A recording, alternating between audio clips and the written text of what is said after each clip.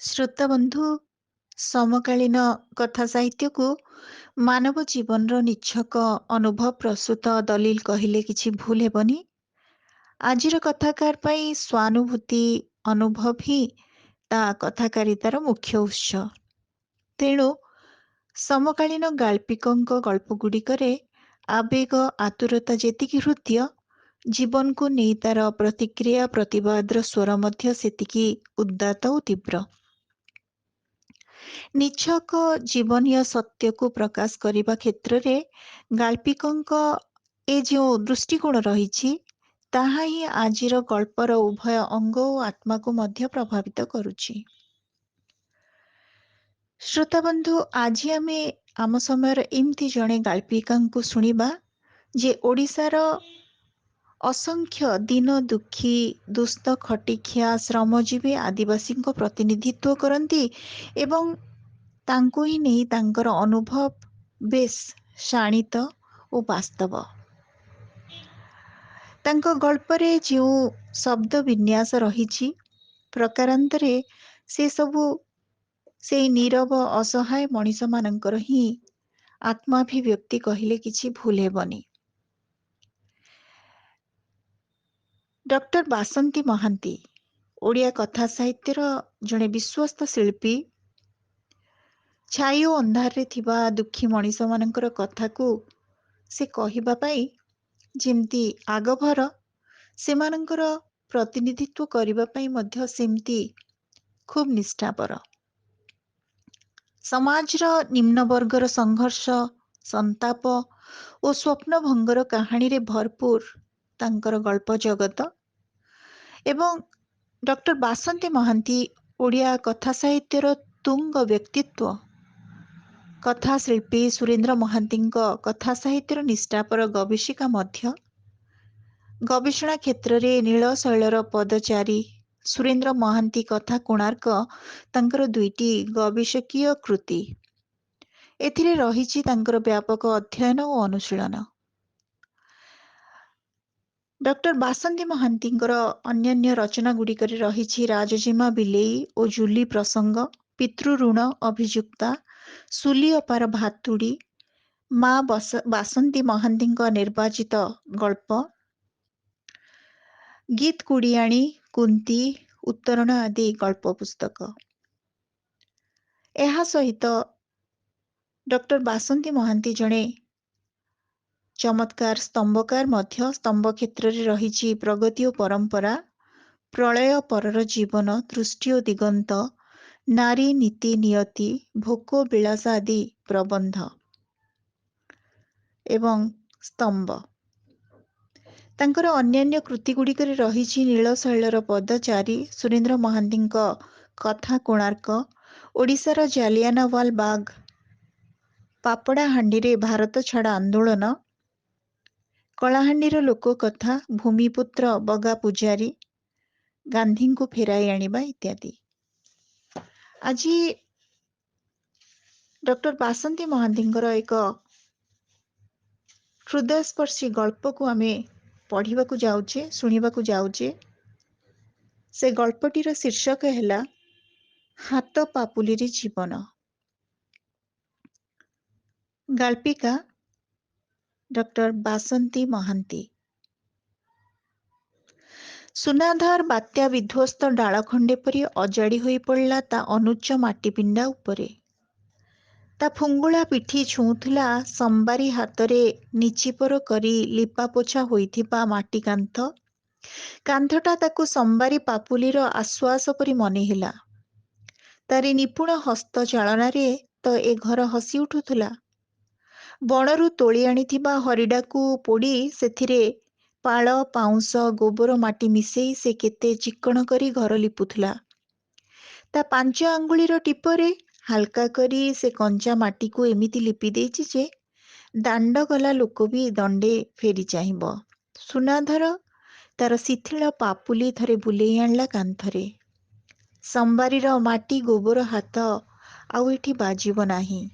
ତା ହାତର ଝାଡ଼ୁ ଆଉ ଏ ଅଗଣାର ମଇଳାକୁ ପଦାକୁ ନେବ ନାହିଁ। ଘରର ନୁଆଣିଆ ଚାଳ ଉପରକୁ ଲାଉ ଗଛ ଡଙ୍କେଇଲାଣି। ଫୁଲ କଷି ଧରିବ।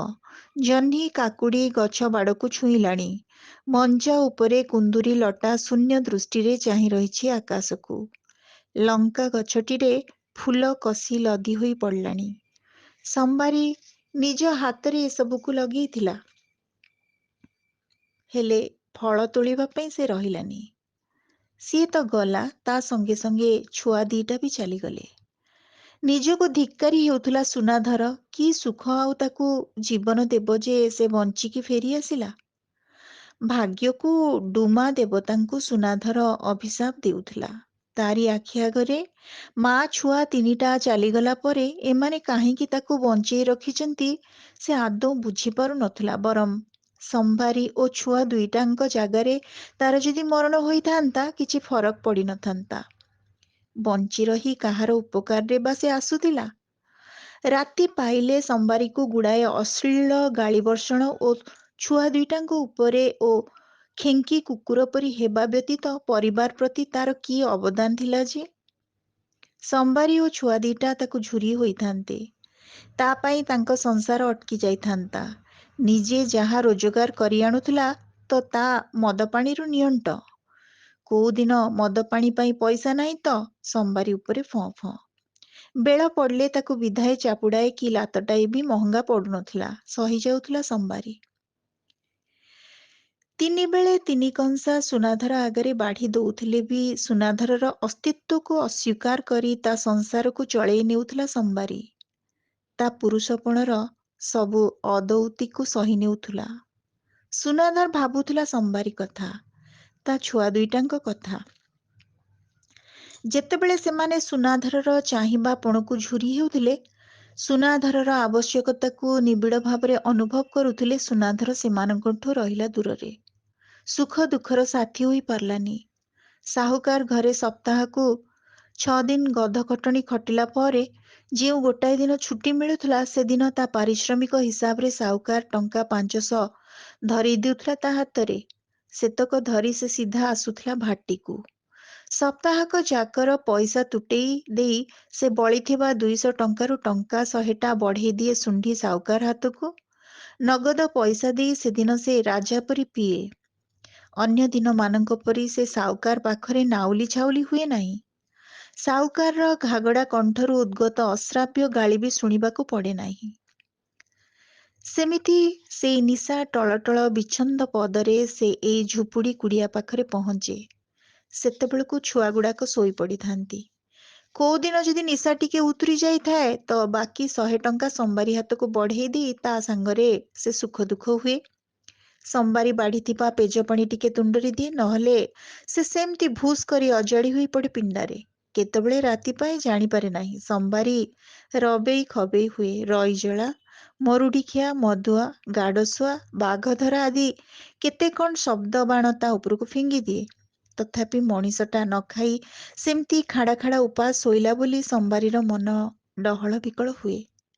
କେତେ ବାଗରେ କେତେ ଢଙ୍ଗରେ ତାକୁ ତଳୁ ଉଠେଇବାକୁ ଚେଷ୍ଟା କରେ।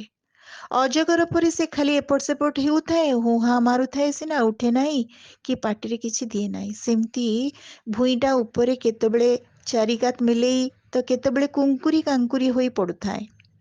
ହତାଶ ହୋଇ ସମ୍ବାରୀ ଶେଷରେ ତା ଉପରେ ଦରଛିଣ୍ଡା ଚାଦର ଖଣ୍ଡେ ଢାଙ୍କି ଦିଏ। ଏମିତି ବିତେ ତାର ରାତି। ସୁନାଧର ସ୍ମୃତି ରୋମନ୍ଥନ କରୁଥିଲା। ସେଦିନ କିନ୍ତୁ ସେ ବେହୋସ ହୋଇ ଆସିନଥିଲା। ସମ୍ବାରୀ କାଇଲା ପଡ଼ିଥିବାରୁ ସେ ଛୁଟି ମାଗି ଆଣିଥିଲା। ସେତେବେଳକୁ 4 ଦିନ ଜ୍ୱରରେ ସମ୍ବାରୀ ଘୁମୁରୁଥିଲା। ଛୁଆମାନେ ତାଟକା ହୋଇ ବସିଥିଲେ। ବିଛଣାରୁ ଉଠିବାର ଶକ୍ତି ନଥିଲା ଦରମଲା ସମ୍ବାରୀର। ସୁନାଧରକୁ କିଛି ବୁଦ୍ଧିବାଟ ଦିଶିଲା ନାହିଁ। ସେ ଧାଇଁଲା ପାଖ ଗାଁ ଡାକ୍ତରଖାନାକୁ। ଡାକ୍ତର ନୁହେଁ, ଗାଁ ସ୍କୁଲର ମାଷ୍ଟର ସେ। ଡାକ୍ତରୀଗିରି କରେ। ଔଷଧ ଇଞ୍ଜେକ୍ସନ ଦିଏ। ଛୋଟ ମୋଟ ବେମାରୀକୁ ଭଲ କରିଦିଏ। ତା ହାତରେ ବଟିକା 2-4ଟା ଧରେଇ ଦେଇ କହିଲା, ମ୍ୟାଲେରିଆ ଜ୍ୱର ପରି ଲାଗୁଛି। ଜ୍ୱରଟା ବେଶୀ ଦିନ ହେଲା ଧରିଲାଣି। ଇଞ୍ଜେକ୍ସନ 2-3ଟା ଦେବାକୁ ହେବ। ଖାଇବା ପିଇବା ଅଭାବରୁ ସେ ଦୁର୍ବଳ ହୋଇ ପଡ଼ିଛି। ଭଲ କରି ଖିଆପିଆ କଲେ ସେ ଉଠି ବସିବ। ସତକୁ ସତ ଔଷଧ ଇଞ୍ଜେକ୍ସନରେ ସମ୍ବାରୀ ଦେହରୁ ଜ୍ୱର କମିଗଲା, କିନ୍ତୁ ଦୁର୍ବଳତା କମିଲା ନାହିଁ। ତା ଦେହ ଥରୁଥିଲା, ଚାଲବୁଲ କରିପାରୁ ନଥିଲା। କେବେ ବି ଘର କଥା ବୁଝୁନଥିବା ସୁନାଧର ତା ମୁହଁରେ କ'ଣ ଟିକେ ଦେବ ବୋଲି ବିଚଳିତ ହୋଇ ପଡ଼ିଲା। ଘର ଭିତରଟା ଦରାଣ୍ଡି ଦେଲା। ଟଙ୍କାକିଆ ଚାଉଳ କିଲେ 2 କିଲେ ଛଡ଼ା ଆଉ କୋଉଠି କିଛି ମିଳିଲା ନାହିଁ। ଚୁଲି ଉପରେ ଶିକାଟାଏ କରି ବାଉଁଶ ତାଟିଟିରେ ତୁରୁଞ୍ଜା ଶୁଖୁଆ ଟଙ୍ଗେଇଥାଏ ସମ୍ବାରୀ। ଅନ୍ଧାରରେ ହାତ ବୁଲେଇ ଆଣିଲା। ମୁଣ୍ଡ କି ଲାଞ୍ଜ ଟିକେ ବି ପାଇଲା ନାହିଁ। ତେଲ ବୋତଲଟା ଅଣେଇ ହୋଇ ପଡ଼ିଛି। ଲୁଣ ଜାଗାଟା ବି ଖାଲି। ଆଉ ଲଙ୍କା ଫୁଟଣ କି ମସଲା ମସଲି କଥା କିଏ ପଚାରୁଛି? ସେ ହଣ୍ଟାରେ ହାତ ମାରିଲା। ସାହୁକାରଠୁ ଆଗତ କାଢ଼ିଆ କରି ଆଣିଥିବା 300 ଟଙ୍କାରୁ ସମ୍ବାରୀର ଔଷଧ, ଇଞ୍ଜେକ୍ସନ ଆଉ ପାଉଣା ବାବଦକୁ 250 ଟଙ୍କା ଦେଇ ସାରିଲାଣି। 9 ବରଷର ଝିଅ ହାତକୁ ଟଙ୍କା 20ଟା ବଢ଼େଇ ଦେଇ କହିଲା, ଯା ଦୋକାନରୁ ଲଙ୍କା, ଲୁଣ, ତେଲ, ପିଆଜ 5 ଟଙ୍କା ଲେଖାଏଁର ଆଣି ରଖିଥିବୁ। ମୁଁ ଯାଉଛି ବଣକୁ। ଚାପଡ଼ା ପୁଞ୍ଜି ଆଣିଲେ ତୋ ମାକୁ ପଥି ଟିକେ ରାନ୍ଧିକି ଦେବା। ତୁ ଭାତ ବସେଇ ଦେବୁ। କାନ୍ଧରେ ଟାଙ୍ଗିଆଟା ପକେଇ ବାହାରିଗଲା ସୁନାଧର। ଚୈତି ମାସିଆ ଦିନ। ସୂରୁଜ ଦେବତା ଢଳିବାକୁ ବସିଲେଣି। ଏପଟେ ମେଘ ଖଣ୍ଡେ ଉଠେଇଛି। କାଳେ ଅଦିନିଆ ମେଘଟା ବର୍ଷିଯିବ। ତା ପୂର୍ବରୁ ସେ ଫେରି ଆସିବ। 2-4ଟା କାଇ ବସା ହାଣି ତଳକୁ ଖସେଇ ଦେଲେ କାମ ବଢ଼ିଯିବ। ସେ ପାଦର ଗତି ବଢ଼େଇ ଦେଲା। ଗାଁ ଶେଷ ମୁଣ୍ଡରେ ମଶାଣି ପଦା। ତାକୁ ଅତିକ୍ରମ କରି ଆଗକୁ ଯିବାକୁ ହେବ। ଗାଁ ମଶାଣି, 3 ଗାଁ ପାଣି। ଭାରି ଭୟଙ୍କର। ସୁନାଧରର ସଶଙ୍କ ଦୃଷ୍ଟିଟିଏ ଲମ୍ବିଗଲା ମଶାଣିପଦା ଆଡ଼େ। ଭୟ ପରିବର୍ତ୍ତେ ଗୋଟାଏ ଉଲ୍ଲାସ ଭାବ ତାକୁ ବିହ୍ୱଳିତ କରିଦେଲା। ଗୋଟେ ଧୋବ ଫରଫର ଜନ୍ତୁଟିଏ ଚାରିକାତ ମିଲେଇ ପଡ଼ିଛି। ଏଇ ସଙ୍ଗେ ସଙ୍ଗେ ବୋଧହୁଏ କିଏ ଫିଙ୍ଗି ଦେଇ ଯାଇଛି। ଶ୍ୱାନ, ଶୃଗାଳ କି କାଉ କୁକୁର ବି ତାର ଟେର୍ ପାଇନାହାନ୍ତି। ସେ ଚାରିଆଡ଼କୁ ଗୋଟେ ସତର୍କ ଦୃଷ୍ଟି ବୁଲେଇ ଆଣିଲା। କେହି କୁଆଡ଼େ ଦିଶୁନାହାନ୍ତି। ଧୀରେ ଧୀରେ ତା ଗତିପଥ ବଦଳେଇ ସେ ସେଇ ଆଡ଼କୁ ଆଗେଇଲା। ଏକଦମ୍ ସଦ୍ୟ ମରିଥିବା ଗାଈଟା। ଗୋଟାଏ ଉଦ୍ଦାମ ଆନନ୍ଦରେ ସେ କୁରୁଳି ଉଠିଲା। କାନ୍ଧରେ ଲଟକେଇଥିବା ଟାଙ୍ଗିଆଟା ଆଣି 2 ପାପୁଲିରେ ମୁଠେଇ ଧରିଲା। ଗାଈଟାର ପେଟକୁ ଲକ୍ଷ୍ୟ କରି 2-4 ଚୋଟ ବସେଇ ଦେଲା। କଡ଼ମଡ଼ ହେଇ ପଞ୍ଜରା ହାଡ଼ଗୁଡ଼ାକ ଖଣ୍ଡ ବିଖଣ୍ଡିତ ହୋଇଗଲା। ଟାଙ୍ଗିଆଟା ତଳେ ଫିଙ୍ଗି ଦେଇ ତାରି ଉପରେ ସେ ନଇଁ ପଡ଼ିଲା। ଟାଙ୍ଗିଆ ଚୋଟରେ କ୍ଷତାକ୍ତ ହୋଇଥିବା ଜାଗାରେ ସେ କହୁଣୀ ପର୍ଯ୍ୟନ୍ତ ଡାହାଣ ହାତଟା ଭର୍ତ୍ତି କରିଦେଲା। ଭିତରେ ତାର ଅଭ୍ୟସ୍ତ ପାପୁଲିଟା ଦରାଣ୍ଡି ଦେଇଗଲା କିଛି ସମୟ। ଓଃ, ୟୁରେକା, ୟୁରେକା! ସୁନାଧର ପାଇଗଲା ତାର ବାଞ୍ଛିତ ବସ୍ତୁ। କଙ୍କଡ଼ା ହାତରୁ କଙ୍କଡ଼ା ଟାଣି ଆଣିବା ପରି କଅଁଳ ଥଲଥଲ ହେଉଥିବା ଲାଲଟହଟ କଲିଜାଟାକୁ ସେ ବାହାରକୁ ବାହାର କରି ଆଣିଲା। ଗୋଟାଏ ଆତତାୟୀର ହାତ ପରି ସୁନାଧରର କହୁଣୀ ପାଖରୁ ପାପୁଲି ପର୍ଯ୍ୟନ୍ତ ରକ୍ତାକ୍ତ ଦିଶୁଥିଲା। ସେ ମୁଠେଇ ଧରିଥିବା କଲିଜାରୁ ବୋହି ପଡ଼ୁଥିବା ଥପ୍ ଥପ୍ ରକ୍ତରେ ଭିଜି ଯାଇଥିଲା ମାଟି। କଲିଜାଟାକୁ ମଲା ଗୋରୁ ଉପରେ ଥୋଇ ନଇଁ ପଡ଼ି ରକ୍ତବୋଳା ହାତଟା ଘାସ ଉପରେ ଏପଟ ସେପଟ କରି ଘଷିଦେଲା। ବଣବୁଦା ଆଡ଼କୁ ମାଡ଼ିଯାଇ 2-4ଟା ଶିଆଳି ପତ୍ର ତୋଳି ଆଣିଲା। ଅଣ୍ଟାରୁ ଗାମୁଛାଟା ଖୋଲି ସେ ତଳେ ବିଛେଇ ଦେଲା। ତାପରେ ଶିଆଳି ପତ୍ର ପାରିଦେଲା। ତା ଉପରେ କଲିଜାଟାକୁ ରଖି ଗାମୁଛାରେ ଗଣ୍ଠିଟେ ପକେଇଦେଲା। ଟାଙ୍ଗିଆଟାକୁ ବି ଭଲ କରି ପୋଛିଦେଲା ଘାସ ଉପରେ। ସୁନାଧରକୁ ଆଉ ଚାପଡ଼ା ସଂଗ୍ରହ କରିବାକୁ ପଡ଼ିଲା ନାହିଁ କି ବଣକୁ ଯିବା ଆବଶ୍ୟକ ହେଲା ନାହିଁ। ତରତର ପାଦରେ ସେ ସିଧା ଗାଁ ମୁହାଁ ହେଲା। ଗାଁ ମୁଣ୍ଡ ବରଗଛ ପାଖରେ ହେଇଛି କି ନାହିଁ କୋଉଠି ଥିଲେ 2ଟା ବୁଲା କୁକୁର, ଗୋଟାଏ କଳା ଗୋଟେ ଛଉକା ତା ପଛେ ପଛେ ଧାଇଁଲେ। ତା ଆଗ ପଛ ଚକ୍କର କାଟିଲେ। ସେ ଗାମୁଛାରେ ବାନ୍ଧି ହାତରେ ଓହଳେଇଥିବା ବସ୍ତୁଟି ପ୍ରତି ଆକର୍ଷିତ ହୋଇ ଶୁଙ୍ଘିବାକୁ ଲାଗିଲେ। ସୁନାଧର ଗାମୁଛାଟି କାନ୍ଧ ଉପରେ ଥୋଇଦେଲା। ତଥାପି କୁକୁର 2ଟା ନଛୋଡ଼ ବନ୍ଧା। କୁଁ କୁଁ ହେଇ ଆଗ ଗୋଡ଼ ଟେକି କେତେବେଳେ ଆଗରୁ ତ କେତେବେଳେ ପଛରୁ ତା କାନ୍ଧ ଉପରକୁ ଚଢ଼ିଯିବା ପାଇଁ ଚେଷ୍ଟା ଚଳେଇଲେ। ସୁନାଧର ପ୍ରାଣପଣେ ସେମାନଙ୍କ କବଳରୁ ପୁଟୁଳିଟିକୁ ବଞ୍ଚେଇବାକୁ ଚେଷ୍ଟା କଲା। ସୁନାଧରର ହେଇକ୍ ହେଇକ୍, ଯା ଯା, ଭାକ୍ ଭାକ୍ ଆଦି ଶବ୍ଦ ସେମାନଙ୍କ ଉପରେ କିଛି ପ୍ରଭାବ ପକାଇଲା ପରି ଅନୁଭୂତ ହେଲା ନାହିଁ। ବରଂ ତା ବାଟ ଓଗାଳି ତାକୁ ଆହୁରି ସେମାନେ ଅତିଷ୍ଠ କରିଦେଲେ। ଦଳେ ମହୁମାଛି କବଳରୁ ପ୍ରାଣ ରକ୍ଷା କଲା ପରି କେତେବେଳେ ଆଗକୁ ତ କେତେବେଳେ ପଛକୁ, ପୁଣି କେତେବେଳେ ବାମକୁ ତ ପୁଣି କେତେବେଳେ ଡାହାଣକୁ ମାଡ଼ିଯାଇ ଆତ୍ମରକ୍ଷା କରୁଥିଲା ସୁନାଧର। ଶେଷରେ ତା କୁଡ଼ିଆ ପାଖରେ ସେ ପହଞ୍ଚିଗଲା। ସେତେବେଳକୁ ସେ ସମ୍ପୂର୍ଣ୍ଣ ଅଣନିଶ୍ୱାସୀ ହୋଇସାରିଥିଲା। ପ୍ରାଣ ବିକଳରେ ଡିଆଁଟାଏ ମାରି ସେ ତା ଝୁପୁଡ଼ି କୁଡ଼ିଆ ଭିତରକୁ ପଶିଗଲା। ତାଟି କବାଟଟା ଆଉଜି ଆଣି ପଛପଟୁ ତାକୁ ଚାପି ଧରିଲା। ଦାଣ୍ଡ ଦୁଆର ମୁହଁରେ କୁକୁର 2ଟା କିଛି ସମୟ ଭୋ ଭୋ ହୋଇ ସେମାନଙ୍କ ନିଷ୍ଫଳ କ୍ରୋଧ ଉଦ୍ଗୀରଣ କଲେ ଓ ନିରାଶ ହୋଇ ଯେ ଯାହା ବାଟରେ ଚାଲିଗଲେ। ସମ୍ବାରୀ ଓ ଛୁଆ 2ଟା ଆଶ୍ଚର୍ଯ୍ୟ ହୋଇ ଦେଖୁଥିଲେ ସୁନାଧରକୁ। ସୁନାଧର ସିଧା ଚୁଲି ପାଖକୁ ଗଲା ଓ ଗାମୁଛାର ଗଣ୍ଠି ଖୋଲୁ ଖୋଲୁ ଝିଅକୁ ଥାଳିଟା ଆଣିବାକୁ କହିଲା। ରାତିରେ ସୁନାଧର ସମ୍ବାରୀକୁ ବଳେଇ ବଳେଇ ଖୁଏଇଲା ଗୋରୁ କଲିଜାର ତରକାରୀ। ଗୋରୁ କଲିଜା ପେଟରେ ପଡୁ ପଡୁ କେତେ ଦିନର ଭୋକିଲା ପେଟ ଓ ଜରୁଆ ପାଟିକୁ ଭାରି ଭଲ ଲାଗିଲା ସମ୍ବାରୀକି। ଛୁଆ ଦୁଇଟାଙ୍କ ସହ ସୁନାଧର ବି ମନ ଭରି ଖାଇଥିଲା। ବହୁଦିନ ପରେ ଘରେ ପେଟ ପୂରା ଖାଇଥିଲେ ସମସ୍ତେ। ପରିବାରକୁ କେବେ କିଛି ଭଲ ମନ୍ଦ ଦେଇପାରୁନଥିବା ସୁନାଧର ଆତ୍ମତୃପ୍ତିରେ ଉତ୍ଫୁଲ୍ଲିତ ହୋଇ ପଡୁଥିଲା। ସୁନାଧରର ମନେ ପଡୁଥିଲା ସେଦିନ ରାତିରେ ସେ ତା ଛୁଆ ଦୁଇଟାଙ୍କୁ ଢେର ରାତି ପର୍ଯ୍ୟନ୍ତ ଗେହ୍ଲା କରିଥିଲା। ସମ୍ବାରୀକୁ ବି ବିଳମ୍ବିତ ରାତ୍ରି ପର୍ଯ୍ୟନ୍ତ ଶୁଆଇ ଦେଇ ନଥିଲା। ଘର ସଂସାର ଦାୟିତ୍ୱ, ପରିବାରର ମୁହଁ ଯେ ଏତେ ଆନନ୍ଦଦାୟୀ, ଏତେ ପ୍ରାଣ ଉଲ୍ଲାସକାରୀ, ଏତେ ଆବେଗପୂର୍ଣ୍ଣ, ସେ ସେଇ ପ୍ରଥମ ଥର ଯେମିତି ଅନୁଭବ କଲା। ଖୁସିରେ ଅଧୀର ହୋଇ ପଡ଼ିଲା। ସ୍ତ୍ରୀ ଓ ପିଲା ପ୍ରତି ତାର ଦାୟିତ୍ୱବୋଧ ଅଛି, କର୍ତ୍ତବ୍ୟ ଅଛି, ସେମାନଙ୍କ ସୁଖ ଦୁଃଖରେ ସାମିଲ ହେବାର ଆବଶ୍ୟକତା ଅଛି। ସେ ମୁହୂର୍ତ୍ତକ ପାଇଁ ଭୁଲିଗଲା ଯେ ସେ ସାହୁକାର ପାଖରେ ମୁଣ୍ଡ ବିକିଛି।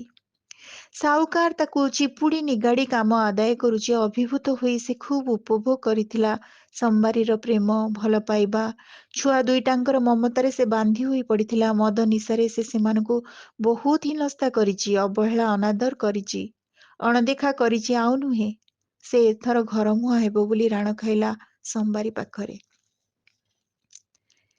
ତା ରାଣ ନିୟମକୁ ସତେ ଯେମିତି ବିଧାତା ସହିଲାନି। ସେଇ ରାତିଟା ଯେମିତି ସୁନାଧର ପାଇଁ ଥିଲା ପ୍ରଳୟର ରାତ୍ରି। ସେଇ ରାତ୍ରି ତା ଜୀବନର ସବୁ ସୁଖ ଶାନ୍ତି ଚାଟି ନେଇ ଯାଇଛି। ତା ସଂସାର ଉଜୁଡ଼ି ଯାଇଛି, ତା ପରିବାର ବିଧ୍ୱସ୍ତ ହୋଇଯାଇଛି। ସୁନାଧରକୁ ସେଇ ପଛ କଥା ଗୁଡ଼ାକ ଅଜସ୍ର ପୀଡ଼ା ଦେଉଥିଲେ। ତାର ମୃତ୍ୟୁ କାହିଁକି ହେଲା ନାହିଁ ସେ ଡୁମା ଦେବତା ପାଖରେ ଅଭିଯୋଗ କରୁଥିଲା। ସେ ରାତିରେ ସୁଖ ସ୍ମୃତି ପରେ ତାର ବି ମୃତ୍ୟୁ ହେବାର ଥିଲା, କିନ୍ତୁ ସେ ମହାପାପୀଟା ବଞ୍ଚି ରହିଛି। ନିଜ ହାତରେ ନିଜ ପରିବାରର ସେ ଅନ୍ତ କରିଛି। ଦୁଇଟା ବାଳୁତ ଛୁଆ ଓ ମାର ମୃତ୍ୟୁର କାରଣ ସେ ନିଜେ ହେଇଛି। ସେମାନଙ୍କ ପାଇଁ ସେ ଯମ ପାଲଟି ଯାଇଛି। ମା ଛୁଆଙ୍କ ସହ ଯଦି ସେ ନିଜେ ଚାଲି ଯାଇଥାନ୍ତା, ଏତେ ଯନ୍ତ୍ରଣା ଓ ଶୋଚନାରେ ଦଗ୍ଧ ହୋଇ ନଥାନ୍ତା। ତା ମସ୍ତକର କହରା କେଶକୁ ଦୁଇ ପାପୁଲିରେ ମୁଠେଇ ଧରି ଆର୍ତ୍ତ ବିଳାପଟିଏ କଲା ସୁନାଧର। ସେଇ କାଳରାତ୍ରିର ପାହାନ୍ତା ପ୍ରହର, 2-3 ଘଣ୍ଟାର ଗଭୀର ସୁଷୁପ୍ତି ପରେ ପ୍ରଥମେ ଯନ୍ତ୍ରଣାରେ ଅତିଷ୍ଠ ହୋଇ ଚିତ୍କାର କରିଥିଲା ସମ୍ବାରୀ। ତା ପେଟରେ ଭୟଙ୍କର ଯନ୍ତ୍ରଣା। ସେ ଅସ୍ତବ୍ୟସ୍ତ ହୋଇ ପଡ଼ିଲା। ତାପରେ ଜଣକ ପରେ ଜଣେ ଅସହ୍ୟ ପେଟ ଯନ୍ତ୍ରଣାରେ ଛୁଆ ଦିଟା ଚିରିଚିରେଇ ଉଠିଲେ। ବ୍ୟତିବ୍ୟସ୍ତ ହୋଇ ପଡ଼ିଥିଲା ସୁନାଧର। ନିଜ ପେଟରେ ଅସହ୍ୟ ଯନ୍ତ୍ରଣା ସତ୍ତ୍ୱେ ପିଲାଙ୍କୁ ଓ ସମ୍ବାରୀକୁ ଆଶ୍ୱାସନା ଦେଇଥିଲା ସୁନାଧର। ରାତି ପାହିଲା ବେଳକୁ ଅବସ୍ଥା ଅସମ୍ଭାଳ ହୋଇ ପଡ଼ିଥିଲା। ପେଟରେ ଅସହ୍ୟ ଯନ୍ତ୍ରଣା ସହ ଝାଡ଼ା ଓ ବାନ୍ତି, ବାନ୍ତିରେ ରକ୍ତ। ପରିବାରଟା ଯାକ ଆକ୍ରାନ୍ତ। ଚହଳ ପଡ଼ିଗଲା ଗାଁରେ। ସ୍ୱାସ୍ଥ୍ୟକର୍ମୀ ଓ ଅଙ୍ଗନବାଡି କର୍ମୀଙ୍କ ସହାୟତାରେ ସେମାନଙ୍କୁ ଡାକ୍ତରଖାନାରେ ଭର୍ତ୍ତି କରାଗଲା। ସାଧାରଣ ଅଜୀର୍ଣ୍ଣ ଝାଡ଼ା ରୋଗ ଏ ନୁହେଁ। ଡାକ୍ତରମାନେ ବ୍ୟସ୍ତ ହୋଇ ପଡ଼ିଲେ, କାରଣ ଅନୁସନ୍ଧାନ ଚାଲିଲା। ପରୀକ୍ଷା ନିରୀକ୍ଷା ହେଲା। ଝାଡ଼ା, ପରିସ୍ରା, ରକ୍ତ ସବୁ କିଛି ଯାଞ୍ଚ କରାଗଲା। ଡାକ୍ତରମାନଙ୍କ ଅକ୍ଳାନ୍ତ ପରିଶ୍ରମ ପରେ ନିଷ୍କର୍ଷ ବାହାରିଲା, ପରିବାରଟା ଯାକ ଆନ୍ଥ୍ରାକ୍ସ ରୋଗରେ ଆକ୍ରାନ୍ତ। ଆନ୍ଥ୍ରାକ୍ସ ରୋଗରେ ମୃତ ଗୋରୁ ମାଂସ ଖାଇ ପରିବାରଟି ଯାକ ଅର୍ଜନ କରିଛନ୍ତି ଏ ଦୁର୍ଭୋଗ। ଘଟଣାଟା ବିଜୁଳି ପରି ଚାରିଆଡ଼େ ବ୍ୟାପିଗଲା। ଟିଭି, ରେଡ଼ିଓ, ସମ୍ବାଦପତ୍ର ମାନଙ୍କରେ ସମ୍ବାଦ ରଟିଗଲା। ସାମ୍ବାଦିକମାନେ, ଏନ୍ଜିଓମାନେ, ସମାଜସେବୀମାନେ ଡାକ୍ତରଖାନାକୁ ଧାଡ଼ି ଛୁଟିଲେ। ସୁନାଧରର ଓ ତା ସ୍ତ୍ରୀ ପିଲାମାନଙ୍କର ଫଟୋ ଉଠେଇ ନେଲେ।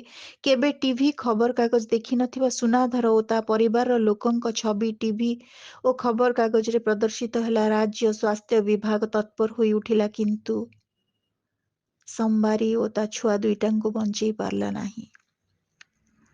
ସେଇ ଡାକ୍ତରଖାନା ଶଯ୍ୟାରେ ହିଁ ସେମାନଙ୍କ ପ୍ରାଣବାୟୁ ଉଡ଼ିଗଲା। ଯମଦୁଆରୁ ଫେରି ଆସିଲା ଏକୁଟିଆ ସୁନାଧର। ସୁନାଧର ଏବେ ଏତେ ବଡ଼ ଦୁନିଆରେ ସମ୍ପୂର୍ଣ୍ଣ ଏକାକୀ। ନିଜ ହାତରେ ନିଜ ବଂଶ ନିପାତ କରିଥିବା ଜହ୍ଲାଦଟିଏ ପରି ସେ ନିଜକୁ ଅନୁଭବ କଲା। ଡାକ୍ତର, ନର୍ସ, ସ୍ୱାସ୍ଥ୍ୟକର୍ମୀମାନେ ତା ଶରୀରକୁ ଆନ୍ଥ୍ରାକ୍ସ ଜୀବାଣୁ ମୁକ୍ତ କରିଥିଲେ, କିନ୍ତୁ ତା ଚେତନା ସ୍ତରରେ ତାକୁ ଅସ୍ଥିର କରୁଥିବା ଆନ୍ଥ୍ରାକ୍ସ ଜୀବାଣୁ ସମ୍ପର୍କରେ ସେ ଟେର ପାଇନଥିଲେ।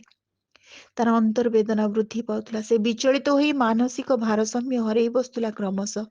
ଯନ୍ତ୍ରଣା ସନ୍ତୁଳିତ ଚାପକୁ ସେ ଆଉ ସମ୍ଭାଳି ପାରିଲା ନାହିଁ। ପାଙ୍ଗିଣି ଲାଗିବା ପରି ସେ ଉଠି ପଡ଼ିଲା ଓ ଶୂନ୍ୟ ଆକାଶକୁ ଚାହିଁ ଚିତ୍କାର କରି ଉଠିଲା, ମୁଁ ସୁନାଧର ଟାକ୍ରି, ମୁଁ ଖୁନି, ମୁଁ ମଣିଷ ମାରୁ, ମୁଁ ମୋ ମାଇପିକୁ ମାରିଛି, ମୋ ପିଲାଟୋକିଙ୍କୁ ମାରିଛି, ମୁଁ ପାପୀ, ମୁଁ ଅପରାଧୀ। ମତେ ଦଣ୍ଡ ଦିଅ ହେ ଡୁମା ଦେବତାମାନେ, ମତେ ଅଭିଶାପ ଦିଅ, ମତେ ବାଘ ଧରୁ ମତେ ଭାଲୁ ଚାଟୁ ସାପ ଚାଟୁ। ଶେଷ ଆଡ଼କୁ ସେ କ'ଣ କହୁଥିଲା କିଛି ବୁଝା ପଡ଼ୁନଥିଲା, କେବଳ ଶୁଭୁଥିଲା ହାଉ ହାଉ କାନ୍ଦଣା ପରି। ସୁନାଧରର ଏ ଆରତି ଡୁମା ଦେବତାଙ୍କ ପାଖରେ ପହଞ୍ଚୁଥିଲା କି ନାହିଁ କେଜାଣି। ଗାଁ ଲୋକେ କିନ୍ତୁ ଶୁଣିବାକୁ ଚାହୁଁନଥିଲେ ଆଦୌ। ସେମାନେ ତାଟି କବାଟ ପକେଇ ଦେଇଥିଲେ। ଆବାଳ ବୃଦ୍ଧ ବନିତା ଦିଶୁଥିଲେ ଭୟାର୍ତ୍ତ। ଟିକିଏ ଅସତର୍କ ହେଲେ ଘରେ ଘରେ ପଶିଯିବ ଆନ୍ତ୍ରାକ୍ସ ଡୁମା। ଗାଁଟା ସାରା ବ୍ୟାପିଯିବ। ମଣିଷ ଶୂନ୍ୟ ହୋଇଯିବ ଗାଁ। ସୁନାଧରର ଦୁଃଖ ଗାଁଟି ସାରା ଲୋକଙ୍କୁ ବେଦନା ବ୍ୟଥିତ କରିଦେଇଥିଲେ ବି କେହି ତା ପାଖ ମାଡୁନଥିଲେ। ତା ଘର ଆଡ଼େ ମୁହଁ ଟେକି ଚାହୁଁନଥିଲେ। କୋଉ ମୁହୂର୍ତ୍ତରେ ସେ କାହାର ପ୍ରାଣ ପକ୍ଷୀଟା ନେଇ ଚାଲିଯିବ କିଏ ଜାଣିଛି। ସତକୁ ସତ ଦିନେ ଗାଁ ମୁଣ୍ଡ ବରଗଛ ଡାଳରେ ସୁନାଧରର ଶବ ଝୁଲୁଥିବାର ଆବିଷ୍କୃତ ହେଲା। ଶଙ୍କାଗ୍ରସ୍ତ ଜନତା ସ୍ତବ୍ଧ ହୋଇ ଚାହିଁ ରହିଥିଲେ ସୁନାଧରର ଉଲଗ୍ନ ଝୁଲନ୍ତା ଶବ ଆଡ଼େ। ପିନ୍ଧା ଲୁଙ୍ଗିର ଗୋଟିଏ ପଟ ଫାଶ ହୋଇ ତା ବେକରେ ଗଳିଛି, ଅନ୍ୟ ପଟଟି ଶକ୍ତ ଭାବରେ ବନ୍ଧା ହୋଇଛି ଗଛ ଡାଳରେ। କାହାରି ମୁହଁରେ ଶବ୍ଦ ନାହିଁ। ସତେ ଯେମିତି ସମସ୍ତଙ୍କର ଜୀବନ ନାଟିକା ଏବେ ଏମିତି ସୂତାକ୍ଷରେ ଝୁଲୁଛି। ଗୋଟାଏ ଆସନ୍ନ ବିଭୀଷିକାର ପରିକଳ୍ପନାରେ ସମସ୍ତେ ଭୀତତ୍ରସ୍ତ ହୋଇ ପଡ଼ିଥିଲେ। ରୋଗ ଶୋକ ଦୁଃଖ ଦୁର୍ଭୋଗରୁ ଗାଁ ଲୋକଙ୍କୁ ସର୍ବଦା ଅଭୟ ପ୍ରଦାନର ପ୍ରତିଶ୍ରୁତି ଦେଇ ଆସୁଥିବା ଦିଶାରୀ ବିଡ଼ ବିଡ଼ ହୋଇ କହିଲା, ସେଇ ଆନ୍ଥରାକ୍ସ ଡୁମାର କାମ। ଭୟାର୍ତ୍ତ ଦେଖଣାହାରୀ ମୁଣ୍ଡଟି ମାନ ଟୁଙ୍ଗାରି ସମ୍ମତି ସୂଚକ ମତ ଦେଲେ। ହଇ ହଇ। ଶ୍ରୋତା ବନ୍ଧୁ, ଆମେ ଶୁଣୁଥିଲେ ଗାଳ୍ପିକା ଡକ୍ଟର ବାସନ୍ତୀ ମହାନ୍ତିଙ୍କର ଏକ ହୃଦୟସ୍ପର୍ଶୀ କରୁଣ ଗଳ୍ପ, ଯାହାର ଶୀର୍ଷକ ଥିଲା ହାତ ପାପୁଲିରେ ଜୀବନ। ଗପଟି କେମିତି ଲାଗିଲା ଆପଣମାନଙ୍କର ମତାମତ ଅପେକ୍ଷାରେ। ଧନ୍ୟବାଦ।